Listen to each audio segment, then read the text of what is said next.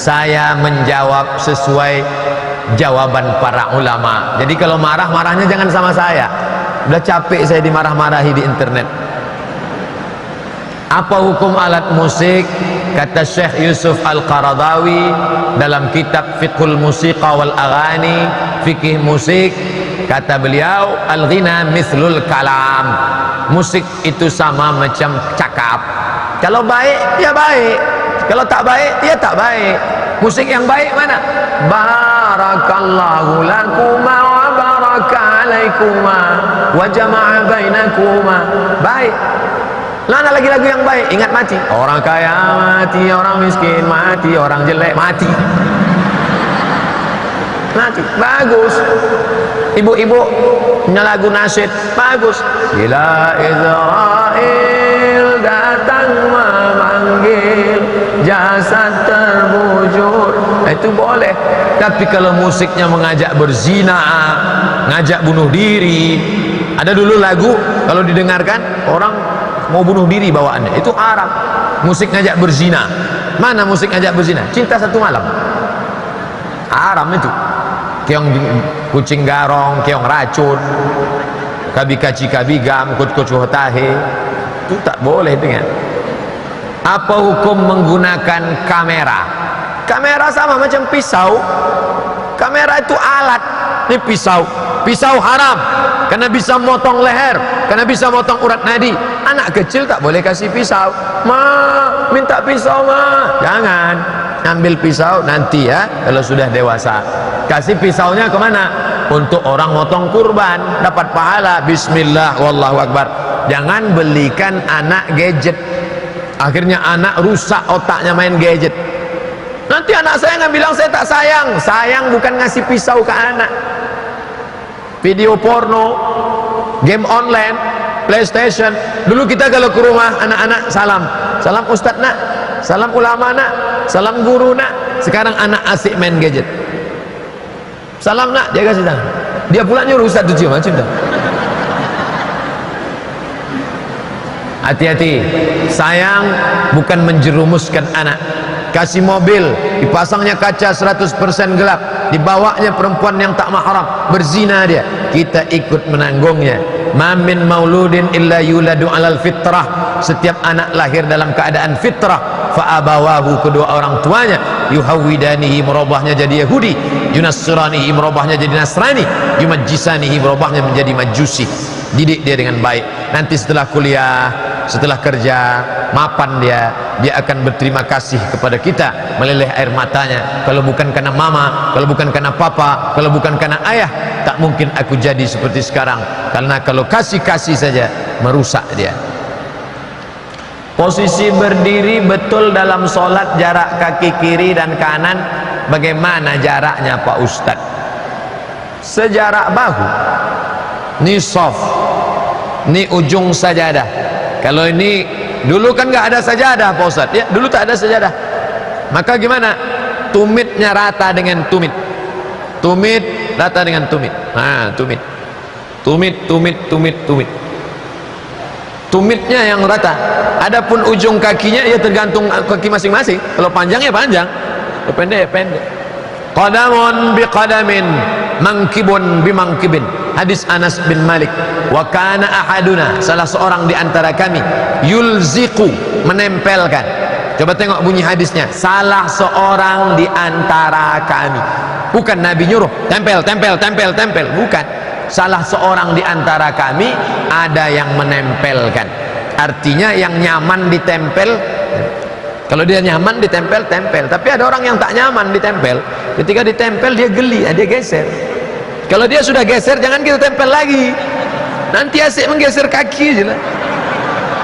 Imam dah baca ayat ghairil maghdubi alaihim waladdallin, kita masih juga kaki.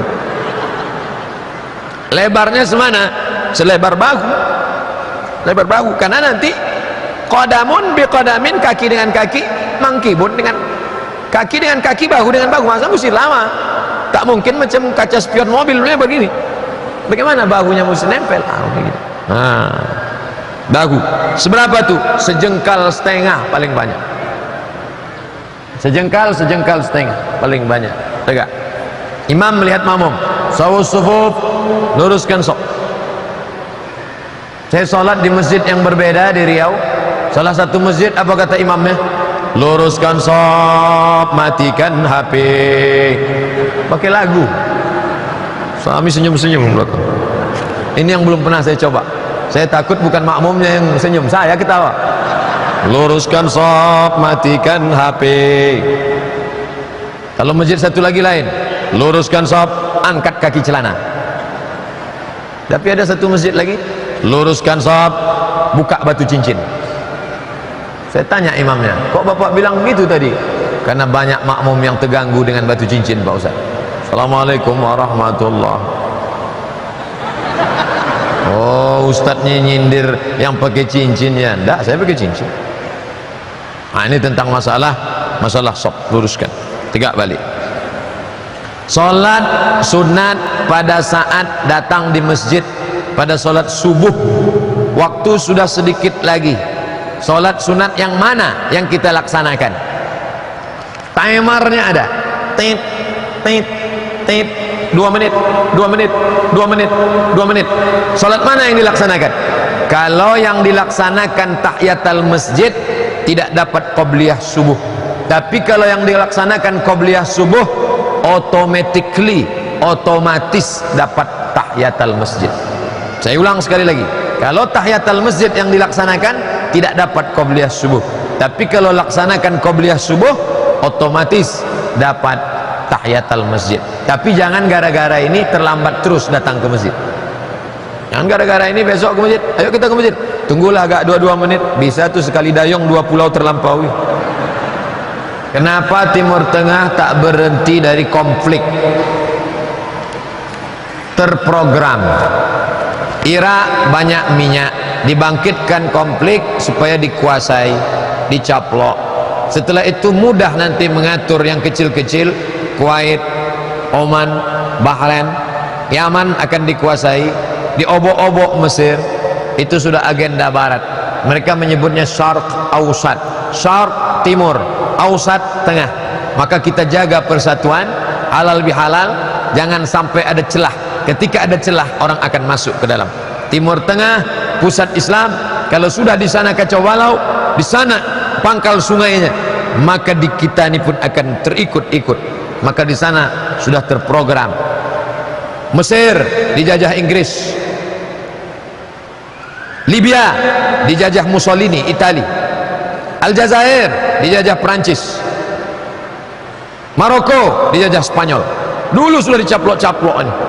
Malaysia, Brunei, Singapura dijajah oleh Inggris. Indonesia dijajah oleh Belanda. Dari dulu sudah mereka caplok-caplok, dan itu tetap sampai hari ini. Bagaimana solusi ke depannya Pak Ustadz? Kalau Islam kuat, insya Allah kita akan selamat, kembali ke Islam. Kata siapa? Kata Sayyidina Umar bin Khattab radhiyallahu an. A'azzanallahu bil Islam. Dulu kita lemah, tak dikenang orang. Setelah Islam datang kita kuat. Kalau kita mau kuat kembali, maka kita kembali ke ajaran Islam. Islam yang rahmatan lil alamin, bukan meledakkan, bukan meletupkan, bukan menghancurkan.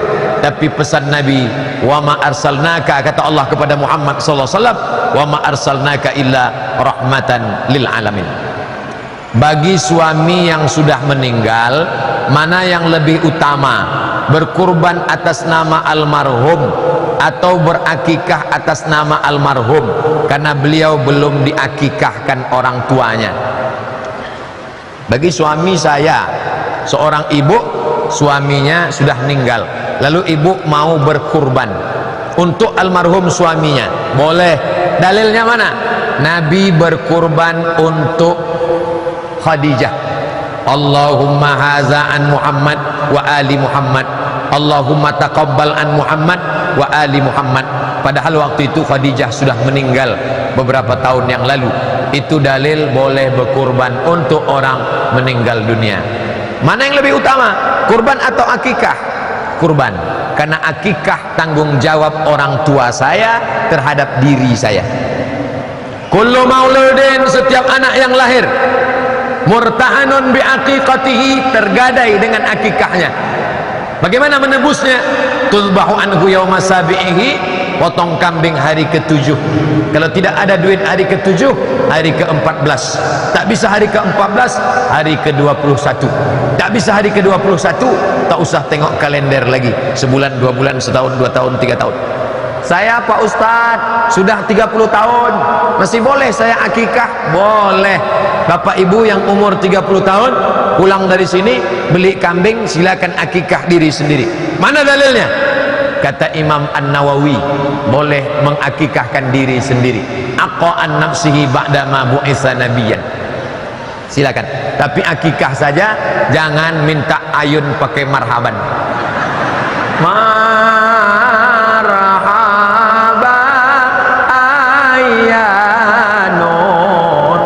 Kita sangka yang diayun cucunya, rupanya neneknya minta ayun.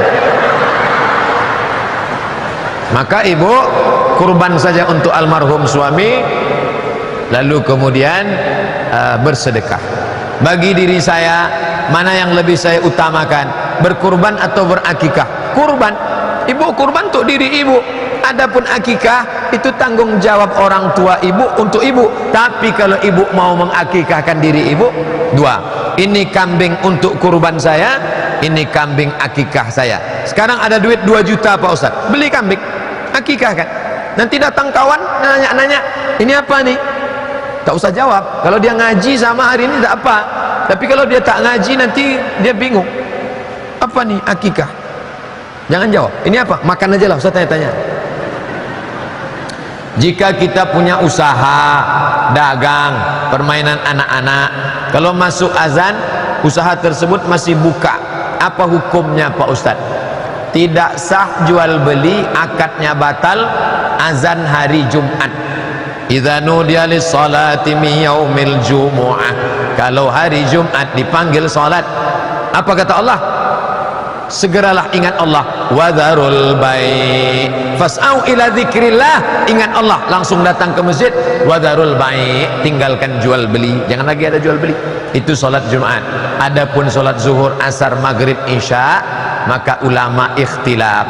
Mazhab Syafi'i, salat berjamaah sunnah fardu kifayah. Mazhab Syafi'i, salat berjamaah fardu kifayah. Makanya banyak masjid-masjid kosong, intinya pemain inti saja di dalam. Asal ada imam, ada makmum satu orang, yang lain tetap ngobrol. Kenapa? Karena kata dia fardu kifayah. Saya tak menyalahkan Imam Syafi'i, karena di zaman Imam Syafi'i masjid memang melimpah ruah. Andai Imam Syafi'i hidup sekarang, pasti dia mengatakan salat berjamaah tetap wajib.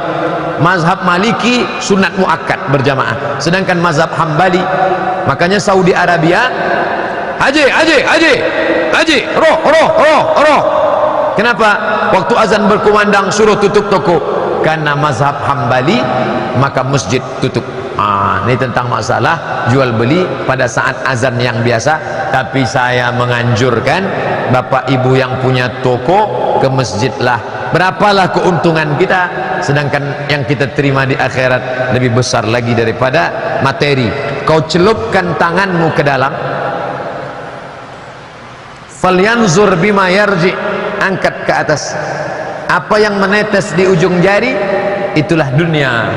Apa yang tinggal di samudra yang luas, itulah akhirat.